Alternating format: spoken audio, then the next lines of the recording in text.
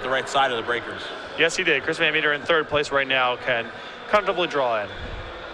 It's an experiment 1 for Scott Metcalf. That'll get the ball rolling. Ed will just play a swamp. No Thoughtseize address for him on turn 1. So Metcalf has made it very clear what he's up to. A Temple Garden's going to come to play untapped. So a great start here for Scott. Going to be able to evolve that experiment 1 with a Fleece main line. And in for 2, he's going to come. And against Mono Black Devotion, it almost doesn't matter what you're casting as long as it's something. They're not very efficient in the first couple turns of the game. So if you can get out in front of them, often they can't catch up. Devour Flesh will be cast. That'll take care of the experiment 1. So Metcalf will gain a little bit of life up to 20 with just a lone Fleece main line on the board. He will draw a card for the turn. You can see a couple copies of Boon Satyr over there. The question, of course, is does he have the third land to cast Boon Satyr? You can see a Temple Garden, so the answer is yes. That'll come into play untapped. The cave does go down to 15. Nothing suspicious here. No, I have nothing. It's your turn. I just felt like taking 2. Shoot. Forgot. All right, it's your turn. Nothing to see here. Absolutely not. Mecabe is going to cast a Thoughtseize. Wants to see exactly what Metcalf is working with here. Metcalf more than happy to put the hand on the table. 2 copies of Boon Satyr and a Johnny, Caller of Pride, and a Soldier of the Pantheon. And I have to assume that Ed can't really fight the fight over the Planeswalker this game. He's got to contain Scott's board, so I would assume that one of the Boon Satyrs is going to hit the graveyard, though perhaps not if Ed has Bile Blight in hand.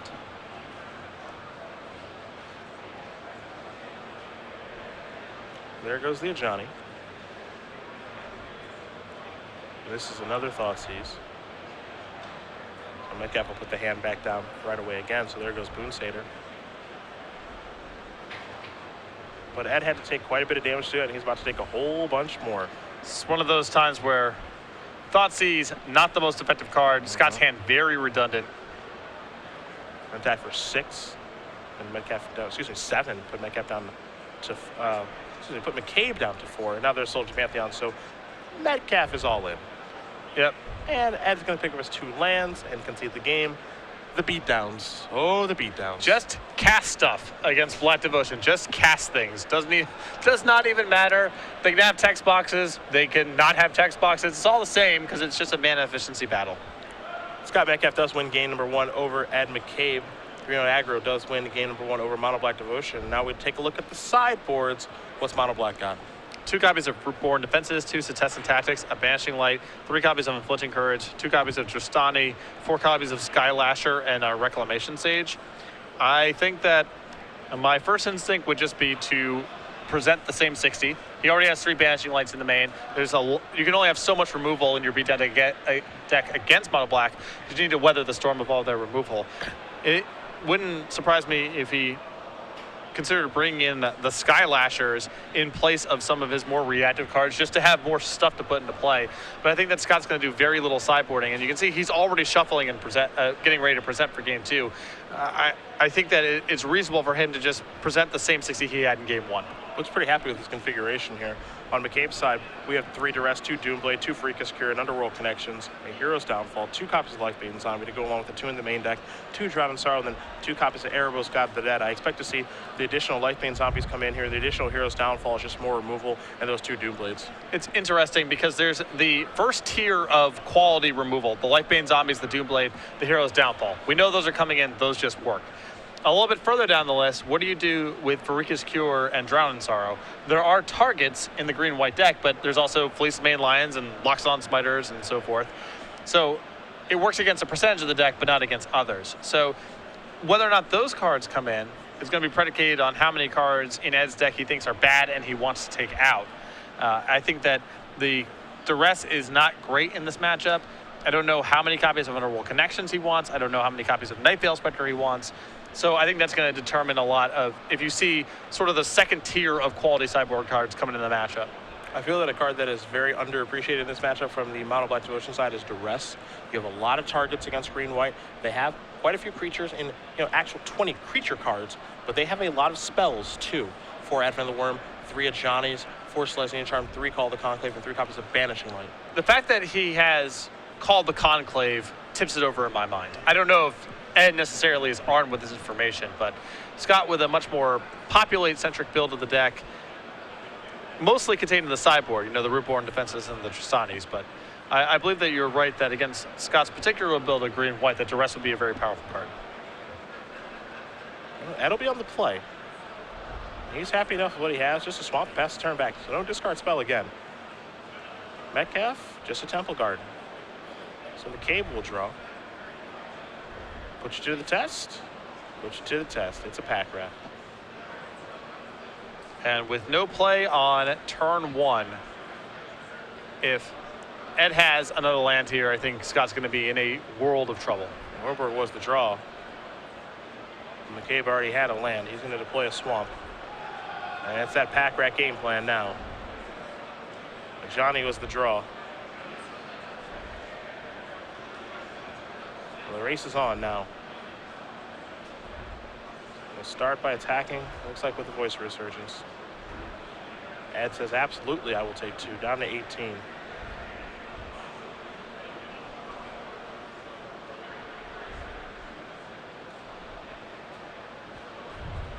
Scott for his turn.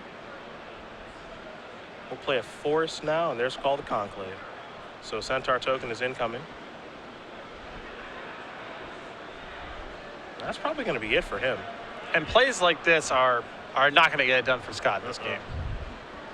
The Ajani in his hand does give him some sort of shot. If he's able to get in a couple shots here or there, then the flying double strike option does give him a way to win this game, but it's going to be tough. That gives him the chance to steal it. There's your rat token. Mecabe will draw a card.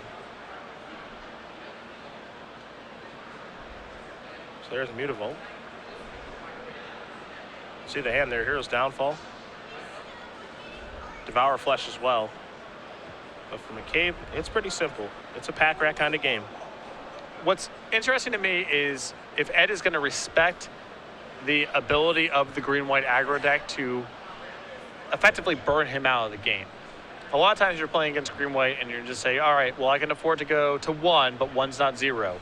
It's different than playing against something like mono-red aggro. It's not really the case with the green-white because of Advent of the Worm, Ajani, Boon Satyr, there is range in this deck. So is Ed going to try to make some effort to preserve his life total as this game progresses? Scott deep in the tank on this turn. Trying to figure out the best line to take. He's going to start by playing a Plains as his 4th land. And here come the idiots. Voice of Resurgence and a Centaur token. Celestia Charm at the ready. Doing its best to mask it. We'll discard a swamp to make a rat. And it looks like it may be time to do some blocking. Activate the old Mutavault, make these 3 rats into 4/4s. There's a block there. See if there'll be a block anywhere else, though. I think Scott's saying, you know, you want to trade your voice plus a Celestia Charm for one of my rats, that's fine. But I'm not going to risk putting a block in front of the Centaur. Also gets an elemental token, too. Voice of Resurgence showing just how powerful it can be. So there's the elemental. Now the follow-up here is the Fleece main line, so he's building a pretty nice board here. The problem is that pack rat in combination with Mutavault is just able to keep up or outpace it very quickly. The draw for the turn for Ed was a Thoughtseize. Curious to see if he will fire that off here. Fleece Main Lion plus Ajani is another sort of backdoor way to get in some damage here. There's our board. Hero's Downfall will take care of the Fleece Main Lion. So Mecabe switching plans here. That's a little dangerous. This is a pretty valuable reprieve here for Scott. Ed's still at 15, but the Centaur at least gets to make an attack next turn. It'll be Devour Flesh now. So Metcalf will gain 2. Risky to switch gears in this spot. There's an attack for 4. All right, well, this is Scott's big chance here. If he rips a Boon Satyr here, for example, he could attack, bestow the Boon Satyr, untap, Ajani flying in double strike, and that could be game. And that's what I mean about respecting the green-white aggro deck's range. It has more reach than you typically associate with decks like this. And Johnny can kill you out of nowhere. That's part of the reason Scott's not going to deploy that card right now. He does not want to open that up to being killed by Hero's Downfall or just a simple attack. Yeah, I think he's saving that as his... That's the spell he wants to play when either the board is stable or it is going to cause him to win the game. Banish Light will take care of the rat token, and Ed will untap with just one pack rat. Doomblade the draw for the turn. Time to discard this Thoughtseize to pack rat. So now the rats are 2/2s. There's an attack for 2 with Doomblade at the ready. Metcalf will draw. It's a Plains, and now he's flooding pretty badly. And Johnny just the only spell left. He still has potentially a chance here with one of his high impact draws, especially Avenue of the Worm, but the window is closing here pretty quickly.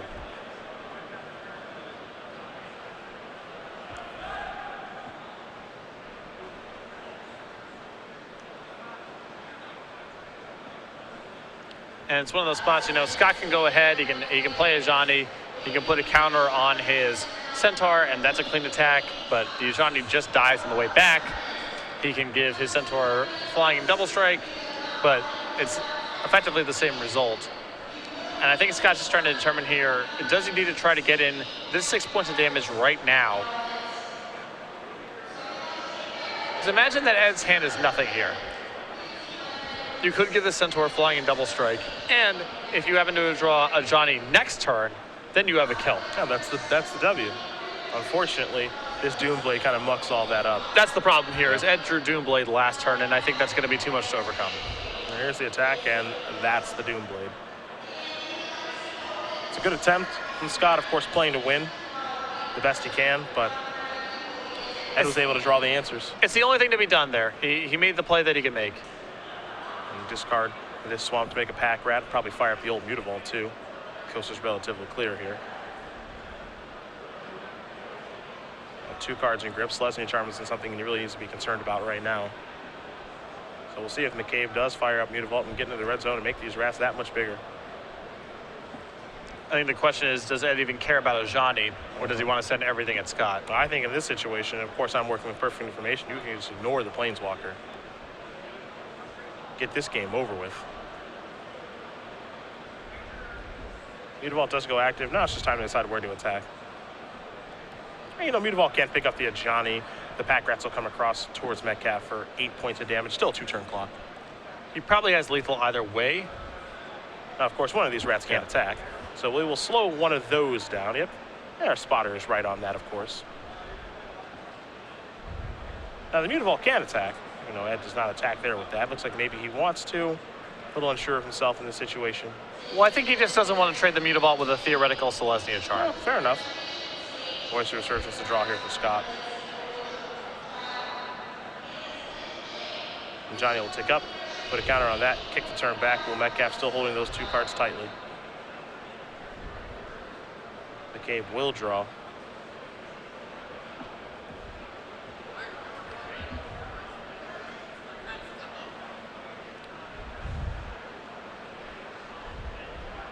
Hero's Downfall will be discarded to make a rat. Fire up the Mutavault.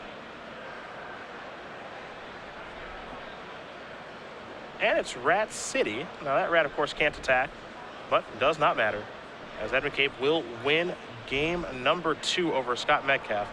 And they are headed to a 3rd and final one. Even though Scott did flood out pretty badly at the end of the game, that's an easy thing to identify. For me, it's just didn't do anything on the first turn of the game. I really think it's crazy to say it's that simple, but I do think it's that simple. You're not going to be able to outpace, and if it wasn't Pack Rat, you know, Ed clearly won that game just straight away with Pack Rat. If it wasn't Pack Rat, it could have just been a variety of removal spells into some other threat. That could have been good enough to get that game too. And that's part of the reason that people move towards Sunblade Elf in this deck, to make it so they could have 10 1-drops, to consistently be able to go 1-drop, 2-drop. It's important. You know, the trick to beating Mono Black Devotion is all about What are you doing on turn 1 and 2? Because the deck is not really that efficient out of the gates. It has a Thoughtseize or a Duress on turn 1. That's not impacting the board. And then it has a Pack Rat, which on turn 2 doesn't really mean anything. It doesn't really mean anything until turn 4. Or it plays 1 removal spell. So if you go creature, that could be enough for you to be able to leverage that advantage to a win. When you don't do that, you give Mono Black all the time to deploy its more powerful, more efficient cards to break up your synergies with removal and discard, and it's hard to win no matter what kind of cards you're drawing at that point. Game 3, going to begin here shortly again. Scott not even going to the deck box. Happy with this config. Nothing to change. Easy breezy, beautiful. Does it have it doesn't cost 1 or 2 mana and have at least 1 point of power? If so, it's probably a respectable card against Mono Black Diversion. Yeah, run it out there. Yeah, just get something on the table, put the pressure on them to have removal right away to kill all of your threats. That's the way you go about trying to beat this deck. That's why you see decks like Rabble Red be so good against this deck. However, for green-white aggro, their threats are more robust than Rabble Red. So cards like Drown and Sorrow and Freakish Cure not very good against this deck. no.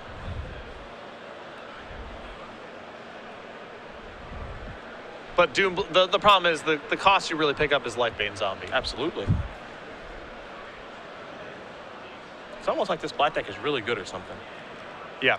It's hard to completely squeeze it because there's enough versatility in the removal that it's hard for it to be completely caught with its pants down against a particular threat. But you can capitalize on its relative inefficiencies early on in the game. Scott giving a long look, waiting for the green light, see if he's going to keep her mulligan. I do see a Soldier of the Pantheon there. The question, of course, is does he have the right mana? That's the big trick with the deck. You know, do you have the Temple Garden or the Mana Confluence to make your mana work? It does look like he has a Temple Guard in hand. I think his hand might be a little too land heavy is the issue. Does have to take a mulligan. Not happy with what he sees. Looks like Ed's going to take a mulligan as well. Scott's build of the deck a little bit different. 3 copies of Temple of Plenty. We've seen a lot of players, Craig Wesco most notably, go to 0 temples in his build. I know Brian Kibler's an advocate for 1. The reason being that this deck is an aggro deck. It needs to play its spells on time, play its lands untapped, but Scott, with a more old school approach, has 3 Temple of Plenties alongside 4 copies of Mana Confluence and 4 copies of Temple Garden. Just too important to curve out. Yeah. Just that simple. Can't afford to take a turn off. It's like playing that last game, no 1-drop. Imagine if his first land was a Temple and he had a 1-drop in his hand. Bit of a disaster. Though Scott's deck is a little bit, I wouldn't say slower, but it's happier to play a slightly longer game. 4 copies of Boon Satyr in the main and a Tristani package in the sideboard. So this is a deck that's happier to sort of futz around a little earlier in the game because it has a more powerful late game than a lot of the other popular builds of green-white. Looks a little bit like what we saw Daniel Snow top 8 with last weekend in DC. See if Scott can find a 6 that he likes. Same thing can be said for Ed, of course.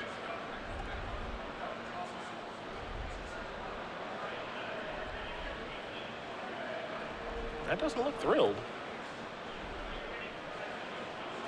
Well, Ed does not look thrilled at any point in this match, so. You know, you are right about that. I wouldn't read too much into that. Stoicism. Both players will keep. No turn 1 play there from Mecabe yet again. There's Plains Voice of Resurgence. That's how Metcalf will get things started. Swamp drawn there for Mecabe, and now there's the Mighty Pack Rat. Metcalf will draw. There's a land. Does he have a card like Banish Land to get the Pack Rat off the table? That's the question. It doesn't appear so, but his hand looks like it has a ton of power in it. Johnny this turn, a 4th land, and 2 copies of Advent of the Worm are the leftovers. Now the race is on. Johnny going to take up. Voice of Resurgence will become a 3/3, and in for 3 will come Metcalf. Mecabe goes down to 17. Swamp the draw, and that will be deployed. And this is a Pack Rat right away. This, of course, will allow Mecabe to attack a Johnny down to 3. Got to try to keep that Planeswalker in check. But so far, so good for Scott here. And it's I gonna absolutely agree. It's going to be really hard for Ed to play this game in such a fashion where Advent isn't a really tough card for him to play against. I think if you're Scott, you don't even slow down. Make that voice a little bit bigger. You keep coming on in. Well, he may be thinking about if he wants to play Advent now and put the counter on that. Make it a 6/6. I think I'd rather have 2 large creatures than 1 large and 1 small against Black Devotion. Also, plussing onto the voice gets at a Bile-Blight range, which could be a concern. Well, I think if you're Scott, you can pick up a little bit of information. Ed, on his last turn, he drew his card, he activated Pack Rat, and then he attacked. If he does that again, your worm gets to eat something. He didn't go attack and then, before damage, no blocks, anything like that. He was just draw, activate, go. He has been doing that a lot. I don't know if that's just because Scott hasn't had the mana up to do anything, but if he does that again here, it's a small Scott thing. can completely turn this game around. No, you're absolutely right. I mean, if this comes up again, and Ed just main phase makes a Pack Rat and attacks, that could be the end of the game. You get to eat a rat, you get to keep your Johnny, and you have a 5/5 with trample on the table. Ed's whole turn gone. Yep. There's a land. And I think that operation might have been happening just because in the earlier games and the previous turn, Scott didn't have mana up, so there, he was just kind of shortcutting a little bit. But all right, here's the attack.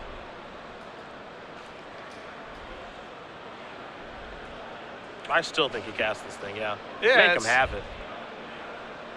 If you're not casting it now, you're casting it at the end of the turn. Yep. And whatever Doomblade effect you're playing around still works, so, There is a 5/5 worm. Make him have the answer. Down at 2. And Desecration Demon. That big jerk shows up to the table. 6/6 flyer in the house. I think. Is this just lethal? Yeah. Well, no, because he can't get flying double strike with a Johnny. Oh, Johnny's down at 2, right? I was thinking the same thing. He's not there just yet. But Ed is certainly on the ropes. Yes.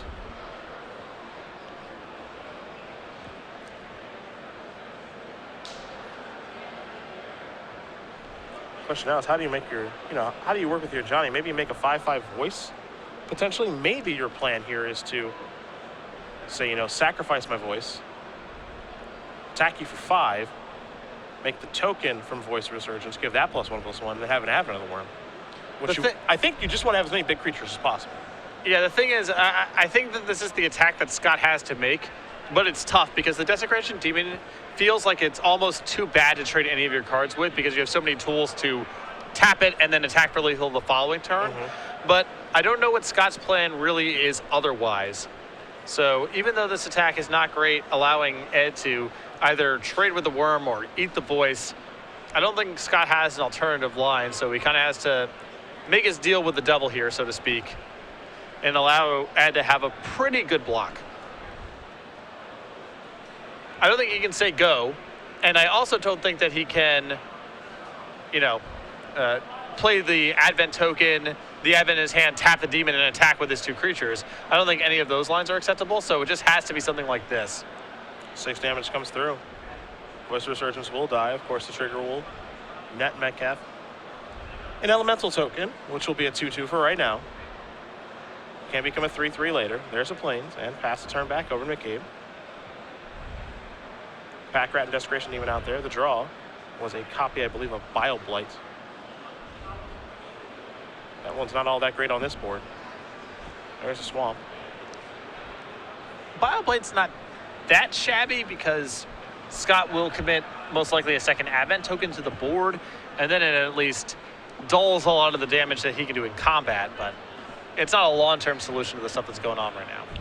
See if Scott wants to sacrifice anything to this Desecration Demon. And does Ed even want to attack with this thing?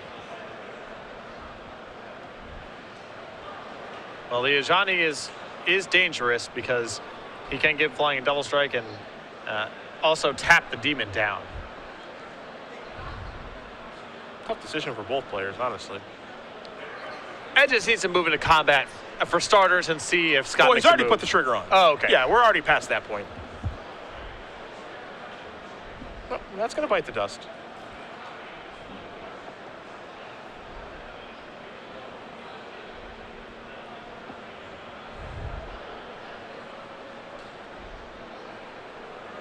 See what Mecabe wants to do this turn. He's already played his land. That was land number 5. He has the ability to make a pack rat and leave Bioblight up, or just deploy a 6/6 flyer and Desecration Demon. Seems really tough to pass up on the Demon this turn. Yeah, a lot of this depends on, do you believe Scott has nothing or another Advent token? Because now Ed just dies. Yep. But I believe this play is better if you think that Scott has just flooded out, and it can only really be one of the two things. Selesnya Charm was the draw 2 this turn. That makes it even easier. Well, don't have to play around any 1-mana threat really from the mono black Devotion deck. So Metcalf can of course just cast this, exile that, and send everybody into the red zone. And his worms, his elemental tokens, and he are going to march to the top 8. Scott Metcalf with green-white aggro defeats Ed Mecabe 2-1 and his mono black Devotion deck. And for Scott, real chance at him to be the number 1 overall seed now. showed a lot of discipline with the opening hand that he mulliganed there game 3. Yep.